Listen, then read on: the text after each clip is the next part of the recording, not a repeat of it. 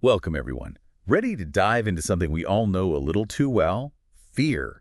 We're exploring Rabbi Harold Kushner's Conquering Fear today, and I got to say, his perspective is really insightful and kind of reassuring, you know? Yeah, I agree. Kushner doesn't sugarcoat things. He acknowledges that, yeah, there's danger in the world, but he really pushes this idea that we can control how we react to it. And that's what I find so fascinating. He starts off by reminding us that we all experience fear in some way, right? Like burning dinner, disappointing someone we care about.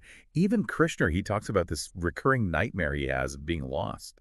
It's all just like part of being human. Absolutely. And the thing is, Kushner, he sees fear as like this natural human emotion, almost like a built-in alarm system. I mean, it's there to keep us safe. Right. But sometimes that alarm, it can get a little oversensitive, don't you think? Totally. And that actually leads right into his next point. Mm-hmm. The media, society, it often like amplifies these fears, right? It makes them seem much bigger than they are. He even quotes this Dr. Mark Siegel, who compares the spread of fear to like a contagious disease, especially when certain groups, they exploit those fears for their own gain. Yeah, it makes you think, right? How many messages do we see every day that are designed to make us afraid instead of actually informing us? So true. That's why critical thinking it's so important, especially with all the information thrown at us. We have to be able to sort through it all, figure out what's real, what's not, and not let those fear-mongering narratives just sweep us away. It's something that really resonates with me, especially these days. Now, another thing Kushner gets into is this idea that sometimes our fears, they can be like masks for deeper anxieties. You know what I mean? Oh, absolutely. He tells this really interesting story about a woman who was terrified, absolutely terrified to take her kids shopping. She was afraid they'd be kidnapped. Wow. But through therapy, it came out that this fear, it was actually rooted in anxieties about her own parenting. And those anxieties, they stemmed all the way back to her childhood. It's such a powerful example and really makes you stop and think about your own fears. What are we really afraid of? Is there something deeper we're trying to avoid by focusing on that surface level You're fear? like an onion. You got to peel back the layers to get to the core of what's really bothering you. And a lot of times when you do that, it becomes less scary. That makes sense. Kushner then tackles something that I think a lot of us struggle with, the fear of change. He acknowledges that change is just, well, inevitable, right? Whether it's shifts in religious landscapes, advancements in technology, or even just personal transitions. And he doesn't say resist change, which he sees as pointless, but he pushes us to find the courage to embrace it. Right. It's about holding on to what really matters to you while still adapting, Yeah. evolving, going with the flow. Yeah, easier said than done sometimes. But what I'm wondering is, how do we actually embrace change when it feels scary? Like, are there specific things we can do to make it less daunting? Well, Kushner really stresses focusing on what you can control. What are your thoughts on that? How can our listeners apply that? I think it could be about like figuring out what your values and priorities are, and then making sure your actions still line up with them, even when everything around you is shifting, like having that internal compass to guide you through the uncertainty. Yeah, that's a good way to put it. Finding that anchor that keeps you grounded when everything else feels, well, out of control. And speaking of things that can shake us up, Kushner also talks about this universal fear of rejection. He even quotes Bennett Cerf, who said, "What I fear most is that I am not loved." Wow, that's a really powerful statement. And it speaks to like that deep human need for connection, to feel like we belong. So how does Kushner approach this fear? Well, he focuses on reminding us that even when we face rejection, we still have a choice. We can choose how we respond. It's not about avoiding rejection completely. It's Yeah. about maintaining our sense of self-worth no matter what other people say or do. That's definitely easier said than done, especially when rejection feels personal. But I see what you're saying about choosing our response. It's about reframing those experiences and focusing on our inner strength. Exactly. Remembering that we're worthy of love and belonging, regardless of what anyone else thinks. So it seems like a lot of this conquering fear is about shifting our perspective, not pretending fear doesn't exist, but changing how we view it and react to it. You got it. It's about taking back control. Now, how about we talk about something a bit lighter, but still something we can all relate to, that fear of getting older. We all hear that little voice whispering about it sometimes, Oh, right? absolutely. All those worries about like the physical changes, the social changes that come with aging. I think we've all felt that at some point. Yeah, Kushner talks about this too. He even mentions this Dr. Eric Kaplan, a man who had some pretty serious complications from Botox injections because he was so afraid of looking older. That's a pretty extreme example of how fear can drive us to make choices that actually end up harming us. It is, isn't it? But it highlights something important that Kushner keeps emphasizing. True contentment. It comes from within.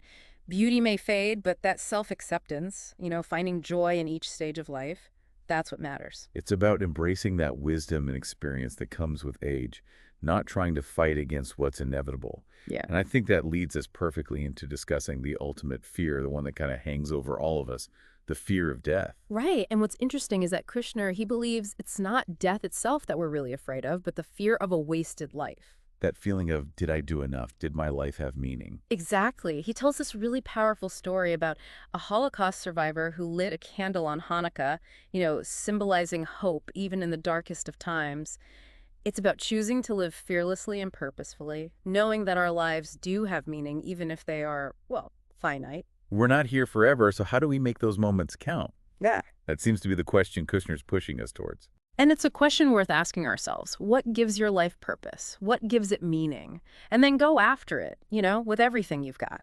Don't let fear hold you back from living a life that reflects who you are, what you believe in. So we've explored how universal fear is, the ways it can be manipulated, how it can mask deeper anxieties. We've even touched on those big existential fears, aging, death. But the question remains, how do we conquer these fears? That's what we're going to delve into next. Stick with us. Okay, so we've talked about how fear is a part of life, but we don't have to let it take over, right? Kushner has these strategies for actually conquering these fears. So where do we even begin? Well, one of the first things, and it might sound a little weird, is facing reality. No pretending things are different than they are. He gives this example of people who lose their jobs, but they still, get dressed for work every day, pretend to go to the office. Yeah, it's like they're so afraid to admit what happened that they just create this whole, charade to avoid dealing with it. Exactly. And that kind of, self-deception, it just keeps you stuck. But by admitting our fears, really acknowledging them, we can start to get back some control and figure out a way forward. So step one. Yeah. Be honest with yourself. Oh.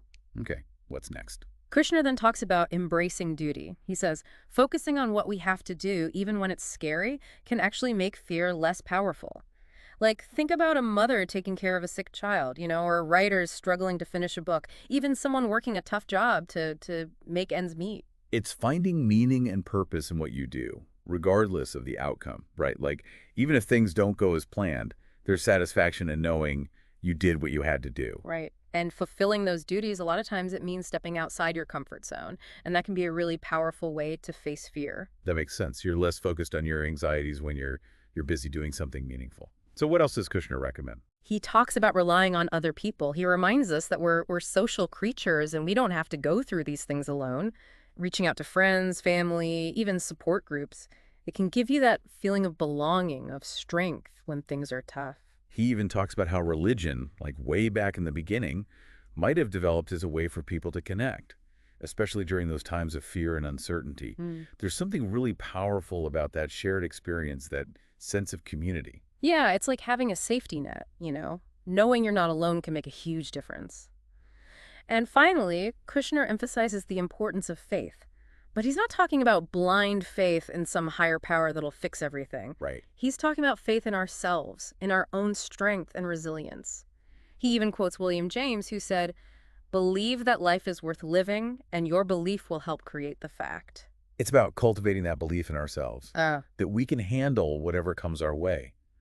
Choosing to believe in ourselves even when things are uncertain. It's finding that inner strength, that unwavering belief that you can get through anything. Now, we've been talking about individual fears, but what are those bigger fears, the ones that affect everyone? Kushner gets into some heavy stuff the fear of global catastrophes, even humanity destroying itself. How does he approach these fears? He starts by acknowledging that these threats are real. He tells this story from a talk he gave in Copenhagen right after the U.S. put those Pershing missiles in West Germany. This young woman in the audience, she asked him, she said, If people decide to destroy the planet with nuclear war, do you think God would stop it? That's a question that reflects a deep fear, right? Like the fear that humanity could destroy itself. And it's a fear a lot of people have, especially these days. So how did Kushner answer her? His answer was, well, it's pretty thought-provoking. He basically said, look, history shows us that if humans are determined to do something terrible, we can't rely on some divine intervention to stop us. It's on us to prevent it. He wasn't giving easy answers, or trying to reassure anyone. He was challenging us to face reality and take responsibility. So if we can't rely on a higher power to prevent our self-destruction, what does Kushner say we should do? He says we have to act, and on a lot of different levels, like elect responsible leaders, stay informed about those big threats like pandemics, invest in healthcare, disease prevention, focus on protecting the environment. He really stresses that these things are urgent, that our survival depends on it. It's about being proactive, right? Both individually and as a society. Recognizing that we have a role to play in shaping the future, and that means taking steps to address those large-scale threats. He doesn't say it's easy, but he's reminding us that we have to try. Now, what if, even after all that, some apocalyptic thing happens, and only a few people survive? That's a pretty dark thought. How does Kushner deal with that possibility? Well, he brings up the story of Noah's Ark, the flood. He focuses on the fact that Noah's children had their own children after the flood. He sees that as like a testament to their faith in the future. It's about rebuilding, creating a new world, even after unimaginable loss. So even when things seem hopeless, even when everything feels lost, there's still hope. There's still the chance to rebuild, to start fresh. Exactly. It's about finding that resilience, that determination to keep going even when the odds are stacked against you. And that brings us back to that fear of a wasted life. Kushner thinks that's the real root of our fear of death. That makes a lot of sense. I think a lot of us worry about that, the fear that our lives didn't matter, that we didn't make a difference. He talks about living fearlessly and with purpose, knowing that our lives have meaning. He shared what he's learned from being with people who are dying. And what has he learned from those experiences? He noticed that people weren't really afraid of death itself. What they were afraid of was pain, being alone, and that feeling that their lives didn't matter. It's a reminder that we shouldn't be focused on avoiding death, but on living a life that's full of meaning and connection. It's about appreciating each moment, focusing on what's important, and not getting caught up in all the little things that don't really matter. What else did he learn from people facing their own mortality? He talks about letting go of blame, forgiving yourself, connecting with people you love, finding peace in whatever brings you comfort, whether it's faith, nature, just being present in the moment. It's about finding peace and acceptance, even when you don't know what's coming next. And I think that connects really well with what he says about hospice. Yeah, he's a big supporter of the hospice movement. He says it's changed how we think about a good death. He talks about being surrounded by loved ones, having a chance to say goodbye, getting compassionate care that focuses on comfort and dignity. It's about making that last transition as peaceful as possible for the person dying and for the people they leave behind. And then there's that fear of getting older, something none of us can avoid. A fear that often comes from all those messages we get that tell us youth is what's valuable, that beauty fades with age. So how does Kushner suggest we deal with this fear? He encourages us to embrace each stage of life, to recognize that aging comes with its own challenges and rewards. He reminds us that with age comes wisdom, experience, a deeper understanding of ourselves and the world. It's about changing our perspective, right? Instead of seeing aging as a decline, we can see it as a process of growth and change. Exactly.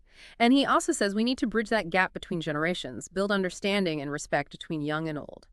He even says that older people should see the energy and vitality of young people as like a reflection of how vibrant life is. That's a beautiful way to look at it, to find joy in that connection between generations. Yeah, it is. It's about recognizing that everyone has something to offer, and those differences can actually make our lives richer, our community stronger.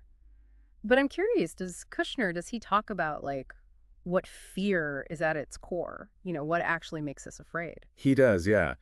These fear often comes from feeling helpless, like you have no control over what's happening. Like he uses the example of people who are afraid to fly after a plane crash, so they choose to drive, even though driving is statistically more dangerous. Right. It's that illusion of control. They feel safer in the car because they're the ones driving, even if it doesn't make sense logically. Exactly. It's a way of dealing with anxiety, even if it's not, based on rational thought.